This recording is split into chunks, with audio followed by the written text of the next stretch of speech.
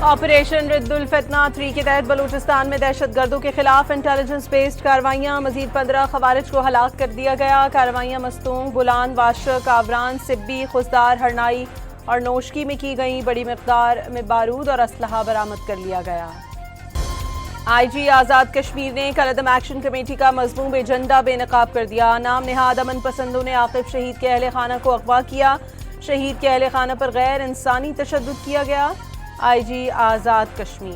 میر رضا ہلاکت کیس میں اہم پیش رفت، اغوا کے مقدمے کو قتل کے مقدمے میں تبدیل کر دیا گیا۔ ایف آئی آر میں قتل کی دفعہ 302 شامل۔ فیروز آباد پولیس کے مطابق قتل کی دفعات قبر کشائی اور پوسٹ مارٹم رپورٹ کے بعد شامل کی گئی۔ ترکیہ کے وزیر خارجہ نے کہا ہے کہ پاکستان، سعودی عرب اور ترکیہ کے درمیان دفاعی معاہدے کا ہدف ایران نہیں ہے۔ دفاعی معاہدے کے ذریعے کسی ملک کو بھی ہدف نہیں بنایا گیا جب تک وہ معاہدے کے کسی رکن ملک پر حملہ نہ کرے۔ ترکیہ کے وزیر خارجہ کے مطابق دفاعی معاہدہ تکنیکی طور پر نیٹو کے آرٹیکل 5 جیسا ہے، جس کے تحت کسی ایک رکن پر حملہ تمام ارکان کے خلاف حملہ تصور کیا جاتا ہے۔ انہوں نے دفاعی معاہدے میں مصر کی شمولیت کا امکان ظاہر کر دیا۔ پاکستان، سعودی عرب اور ترکیہ کے مشترکہ دفاعی معاہدے کے موقع پر اسلام آباد کو خوبصورتی سے سجا دیا گیا۔ اہم شاہراہوں پر خیر مقدمی بینرز لگ گئے۔ لاہور کا لبرٹی چوک اور کراچی کی بلند عمارتیں بھی سجا دی گئیں۔ کراچی کو بھی روشنیوں سے سجا دیا گیا۔ وفاقی وزیر پیٹرولیم علی پرویز ملک کا کہنا ہے کہ مکہ مشترکہ معاہدے پر پوری قوم کو فخر ہے۔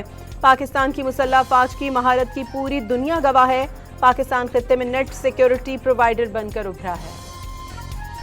امیر جماعت اسلامی حافظ نعیم الرحمان کا مکہ دفاعی معاہدے میں ایران کو بھی جلد شامل کرنے کا مطالبہ۔ دفاعی معاہدے کا خیر مقدم مسلم ممالک کے لیے اہم پیش رفت قرار دے دیا۔ ایران نے آبنۂ ہرمز مکمل طور پر کھولنے کے لیے امریکہ کو 6 شرائط پیش کر دیں۔ ایران کی قومی سلامتی کونسل کے سیکریٹری ذوالقدر کے مطابق کبھی بھی اور کسی بھی زبان میں ایران کو دھمکایا نہ جائے، قوم کی توہین نہ ہو، ایران اور اس کے اتحادیوں پر مسلط جنگ دائمی طور پر ختم کی جائے، ایران کی بحری ناکہ بندی ختم کی جائے، امریکی افواج کو ایران کے اطراف سے ہٹایا جائے۔ سیکریٹری قومی سلامتی کونسل نے کہا ہے کہ امریکہ نے رویہ نہ بدلا تو آبنۂ ہرمز دوبارہ نہیں کھولی جائے گی۔ جنگ ہو یا مذاکرات، ایران اپنے ارادوں سے پیچھے نہیں ہٹے گا۔ سعودی عرب کا حوثی حملوں پر سلامتی کونسل کی مذمت کا خیر مقدم۔ سعودی وزارت خارجہ کے مطابق حوثیوں نے 13 جولائی سے میزائل حملے کیے۔ عالمی برادری سے خطے کی سلامتی کو خطرے میں ڈالنے والے اقدامات کی روک تھام کا مطالبہ، کہا کہ سلامتی اور شہریوں کے تحفظ کے لیے ہر اقدام اٹھائیں گے۔ یمنی حوثیوں نے سعودی عرب کے شہر جازان میں ارامکو ریفائنری پر ڈرون حملے کی ذمہ داری قبول کر لی۔ سعدہ اور حجہ صوبوں کی فضائی حدود کی خلاف ورزی پر جوابی رد عمل قرار دے دیا۔ بلوچستان میں ضمنی بلدیاتی انتخابات کا دوسرا مرحلہ، جوب، لورلئی اور سبی میں 6 جنرل نشستوں پر پولنگ جاری۔ 19 امیدوار قسمت آزمانے میدان میں اتر گئے۔ 5000 سے زائد ووٹرز حق رائے دہی استعمال کریں گے۔ 8 میں سے 6 پولنگ اسٹیشنز حساس اور 2 نارمل قرار۔ صومالی قزاقوں کے ہاتھوں اغوا، پاکستانیوں کو 100 سے زائد دن بیت گئے۔ ترجمان دفتر خارجہ کے مطابق مغویوں کی رہائی کے لیے بین الوزارتی عمل جاری ہے۔ رہائی یقینی بنانے کے لیے درکار آپریشنل اقدامات مشکل ہیں۔